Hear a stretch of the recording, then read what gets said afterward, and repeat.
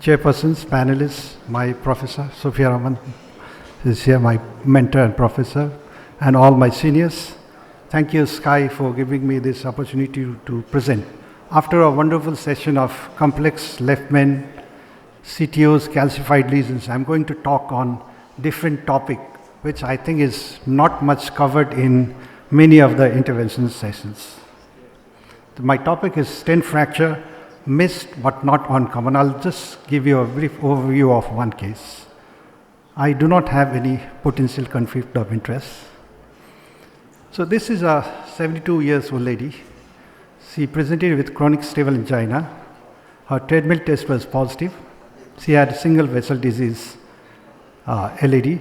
She had stent, cipher stent 3x33. This was way back in May 20, 2012.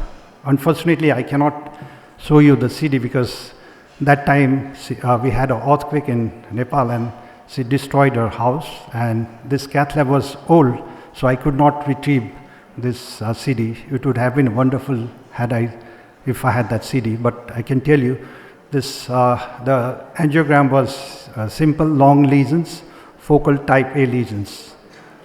And this lady presented in October 29 with 2015 with atypical chest pain. Did an angiogram. This lady was on dual antiplatelet therapy and all guideline directed medical therapy. This is an angiogram of the patients, and what we can see here is there's a ectatic segment in the segment of LAD. If you look closely in this patient, what we can see here is a complete stent fractures, and there's a gap, but this lady has TB3 flow. So as she had only atypical chest pain, TB3 flow, decided to put on dual antiplatelet therapy. That period of time we had only aspirin and clopidogrel and other guideline directed medical therapies. And in October 12, 2014, she came with 3 hours of chest pain with anterior STEMI with acute stent thrombosis. So in the interest of time, I've shown many pictures. So she underwent primary PCI with 3x48 millimeter Giants expedition stent, and this was post-dilated adequately with 3.5 balloon, so angiographically looks good. And again in 2016, December 18, she came with 6 hours of chest pain, anterior STEMI. So what should we do? This is a second stent fractures, and if the patient coming with the stent fractures, the ideal treatment is try to open the vessels, do balloon dilatations, and send patient for surgery. Despite trying to convince patient and relatives, they said, I don't want surgery. I would rather die. Do whatever you want to do. So we don't have any choice. So, sorry.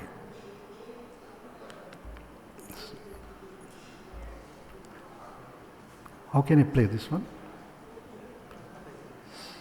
So patient is in the cath lab. So this is our worker's wire. We can see a fracture stent in the mid portions. And wire was passed gently. And here is important to pass the balloons through wire and balloon through stent struts. The one technique is you pass a small balloon, 2x12 balloon, and see if you are in the true lumen of the stents. And once you're sure, we can dilate the stents. This patient is in the middle of night, so there's no question of doing an IVUS and other things. And then post-dilate it with 2.5 millimeter of balloon. And another 3x48 mm Giants stent was deployed. And this was post-dilated. And this is a picture of the patient. So what you can see is after stent there's a bruising in this patient. So we did not have any choice to put a stent despite the fact that the CAVG would have been a better option in these patients.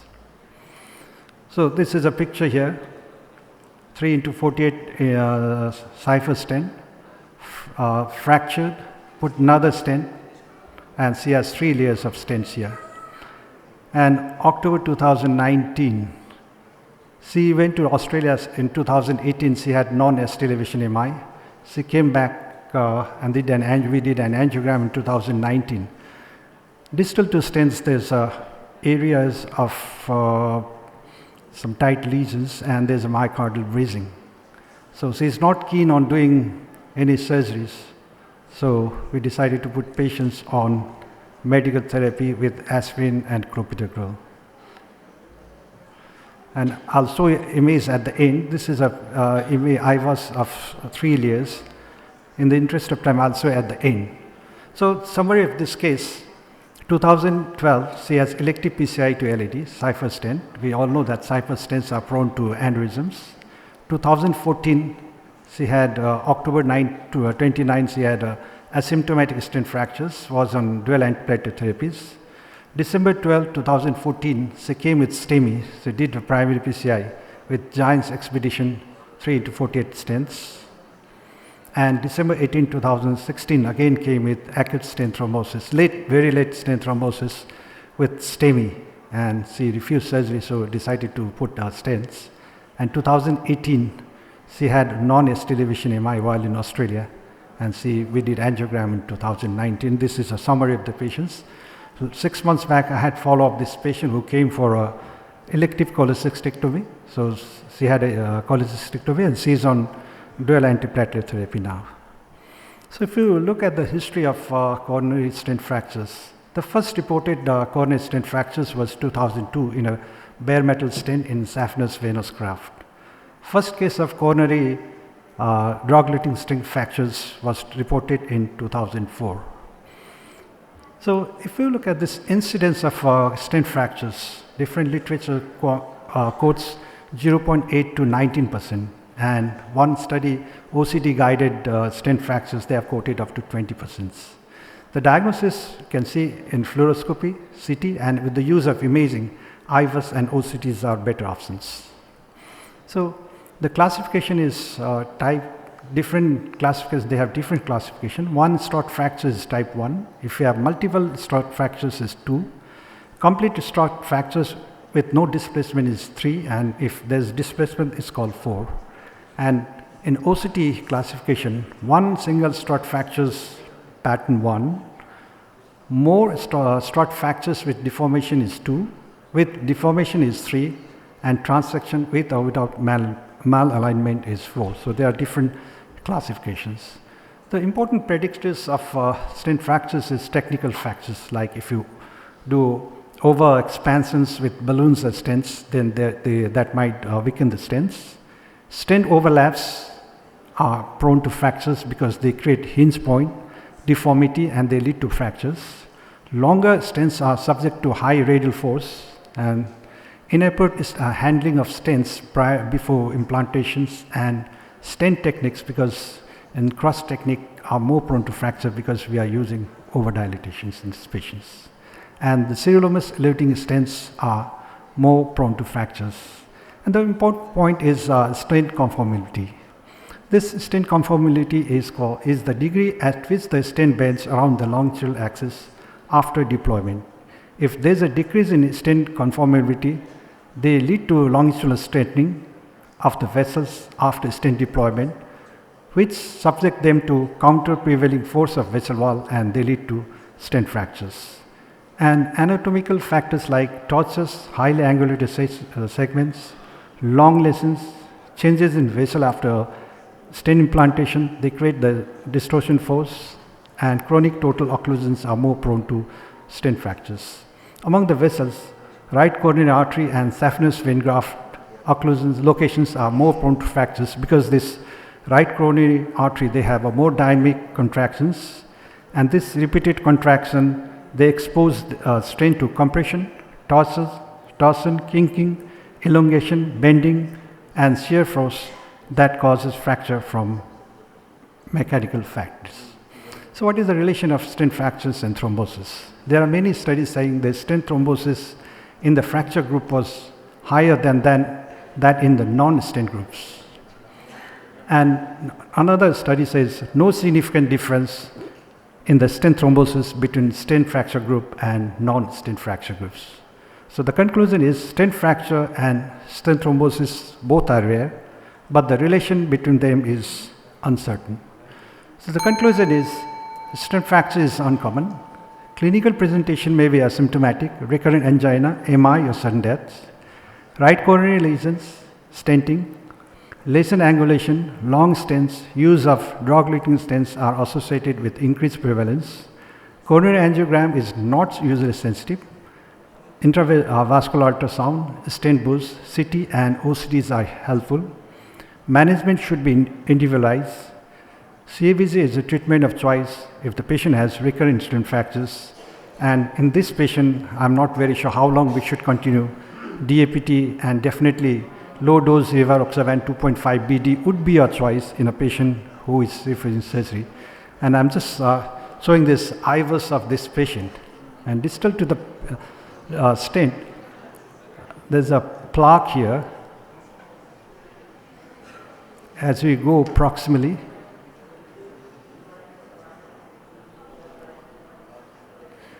the 3 layers of stents seems well opposed.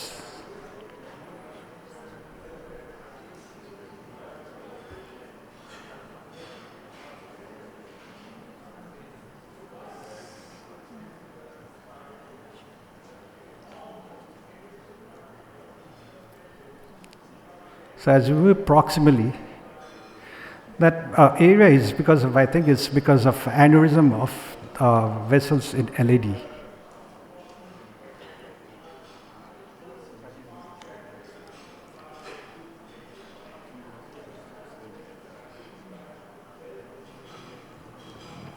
As we move proximally, there are areas of malappositions and maybe some new intimal hyperplasia, intimal proliferations.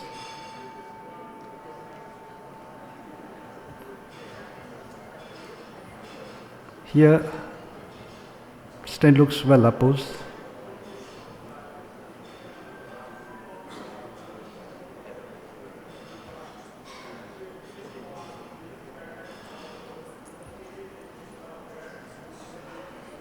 I have 30 more seconds, I think. Please bear with me.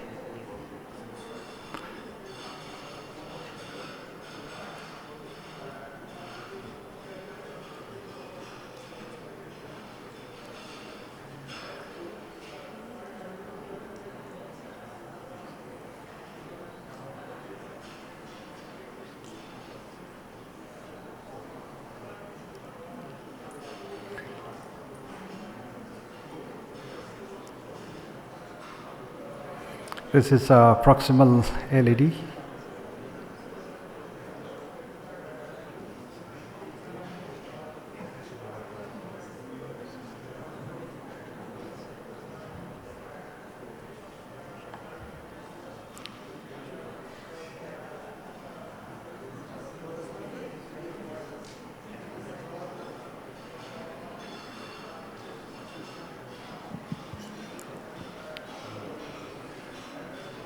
Now we are in the left vein.